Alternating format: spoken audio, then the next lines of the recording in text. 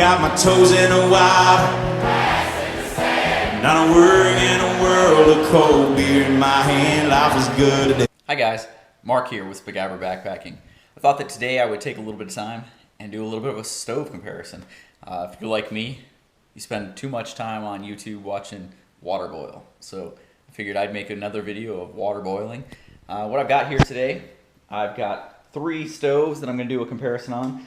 I've got the Brasslite Turbo 2D. I've got the Spiguyver stove that I showed how to make in another video. And I've got the Minibull Design Elite stove. You can see that both of these are relatively close in size and relatively close in weight. I'm going to be using the Batch Stoves 10 cm pot with a lid. And I've got the carbon felt. I'm going to have the insulator underneath and then the windscreen for that as well. I'm using the yellow heat that I've got in my fuel bottle. And so I'll be running the comparison. I think I'm going to go with just 8 ounces of water on this. And I will measure the temperature and record all that. So let's get started. Okay, so I got everything set up, ready to go.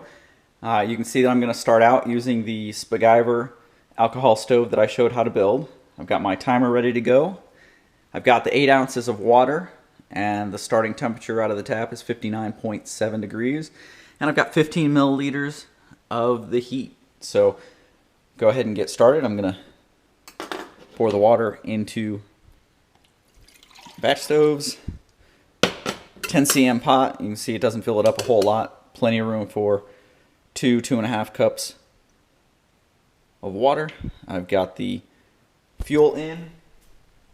So now it's time to get it started. Lights up really quick.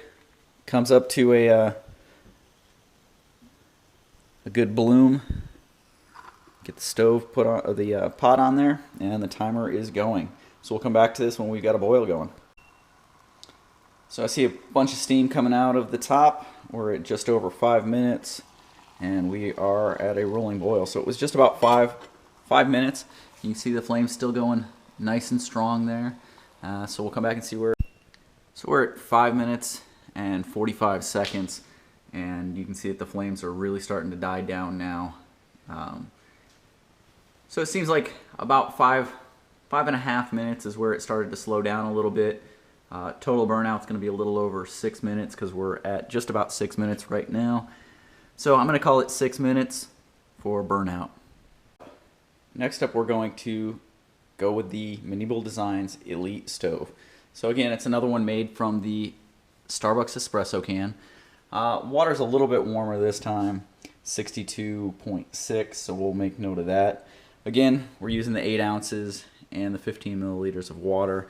The one advantage that the Spiguyver stove has over both the Brasslite and the Minibull is that both of these require priming. So this one has the wicking that you saturate with the fuel like that to get it going, and the Brasslite has a priming pan. So I'm going to go ahead and fill this one, get it going, and then we'll be ready to go. So what I'm going to do is actually take a little bit of fuel and pour it onto the wicking, dump in the fuel, light it so you guys get to see how that works. And you'll see that it actually comes to a bloom pretty quick when you saturate the wick.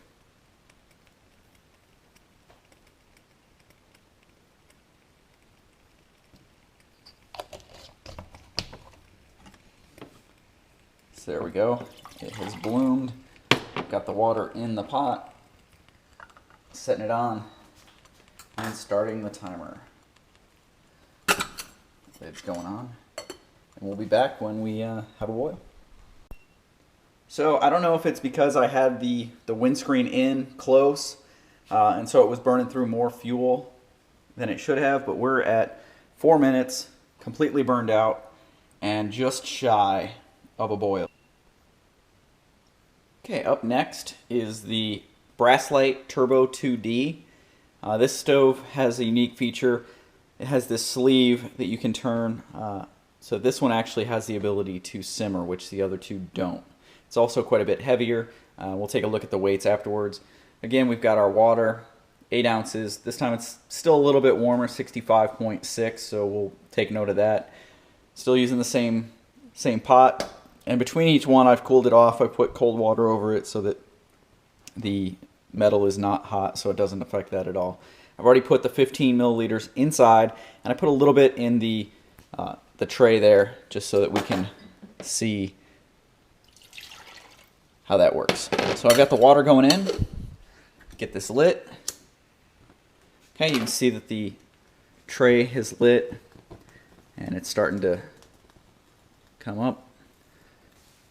Go ahead and set the pot on now and start the timer. And it went out, so we will try. Okay, so we tried. There must not have been enough in the priming pan because the fuel did not end up igniting inside. So we're gonna try again. We put a little bit more in, so there's probably a little more than 15 milliliters inside. I've got the timer reset. So it looks like it should work this time. I'll wait for it to come up to a bloom before I put the stove on just to make sure.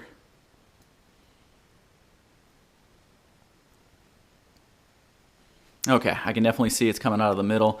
You can see a little bit of the bubbling inside, which tells you that it's working. So I've got it on, and timer is started, and we'll check back and see. Okay, and just like the others, you can see now that with the windscreen pulled away, it's keeping the fuel that's in there from vaporizing too much, and so now the flame is much more under. Okay, so here we are just past 4 minutes on the timer, and it looks like we have a full boil. Okay, so we are a little over 5 minutes, and it went out at about 5 minutes and 10 seconds. I didn't make it over here to get it on camera, but I actually had expected it to go quite a bit longer. I figured this would be the most efficient one, and it actually turned out not to be. So, surprise in the test for me there. So I was pretty disappointed with the performance of really all of the stoves with the windscreen around it.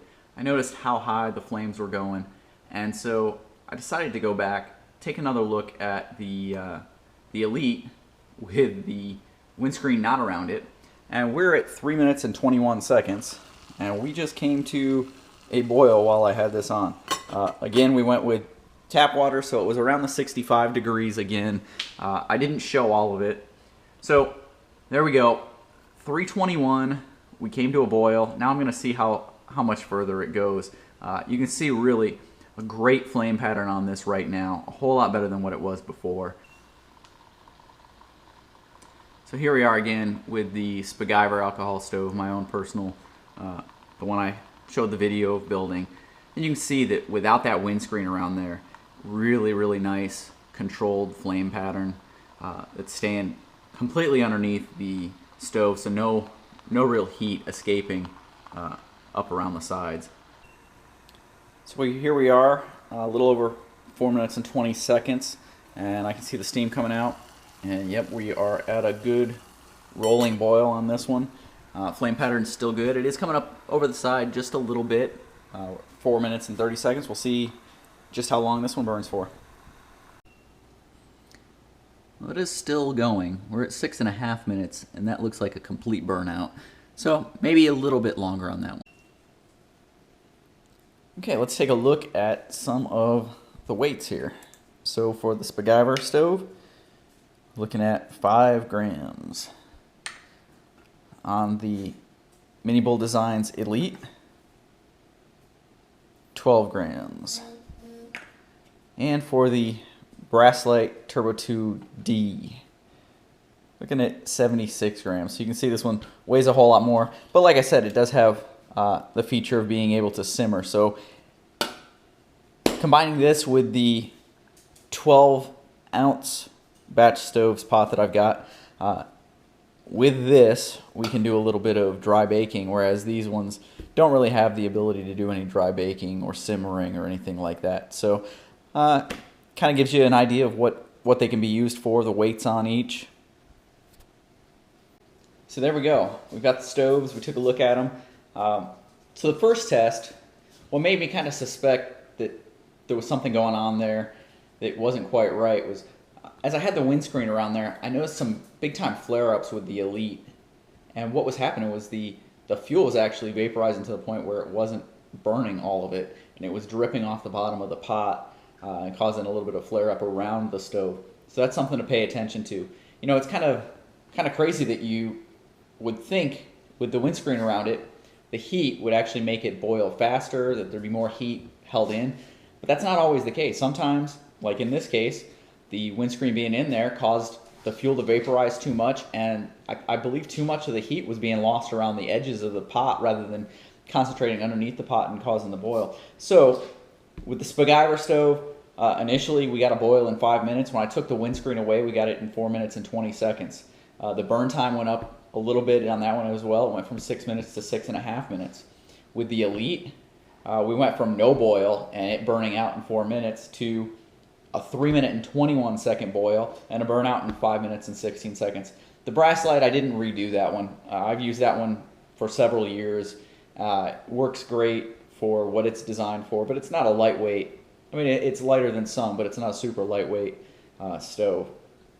The boil time was 4 minutes and burnout was 5 minutes and 10 seconds. So you can see, when we look at these, the most efficient is actually the lightest, the homemade one. And it actually had a decent boil time. It was the longest of the three at 4 minutes and 20 seconds, 5 minutes the first time. But you know, when we went back and did it without the windscreen, you know, allowing a little bit of that heat to dissipate so it wasn't flaring up too much, we saw that it was a decent 4 minute and 20 seconds, so a minute longer than the Elite, but it burned longer. So if you were actually boiling anything that needed to boil for a little while, that one gave you a little over 2 minutes of boil time there.